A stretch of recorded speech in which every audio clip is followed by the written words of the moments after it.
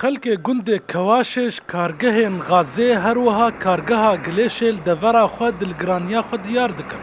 خودی زارۆکیمەش بینێ عاجزم بەس ما بچووکیان مەجبور هەمێتمان خۆ نەگوتنە معول وەمێکینە معمەلێت نەگوت هەمێکینە معمەلێت نافتی یت مەزبەلا گلێشی ئان یت معمەلێت کەڤلە خۆ نەگوتن ئەمە.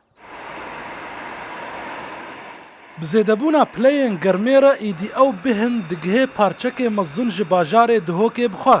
Tevlî bajar nêzîkî 30 kîlometrî dûrî kargehê Xazê ye. Hekevê gavê çareseriyekî bû bibînin baştir eş ku ev devera mastir bît û bajêr mastir lê bêt û ev arîşe tuka ev arîşe sexlemiyeka yani çi dibîne zerareka ekser li ser sexlemiyê dikin cihazê esebî têkê den mirovî gêş dikin mirovê dan emir evê rebû heyn yanî çendîn nexweşî jê peyda bin û hekeve berdewamî ev arîşe neyne çene serkirin û bajêriyê mezin bîtin ev dibîte cihê metirsiyeka xirab li deverê û dê weleket gelek endam gelek xez jiyana xwe ya rojane neşên beneserî پرگاکا یعنی وەکو ژینیا سروشتی و یا احتیاطی.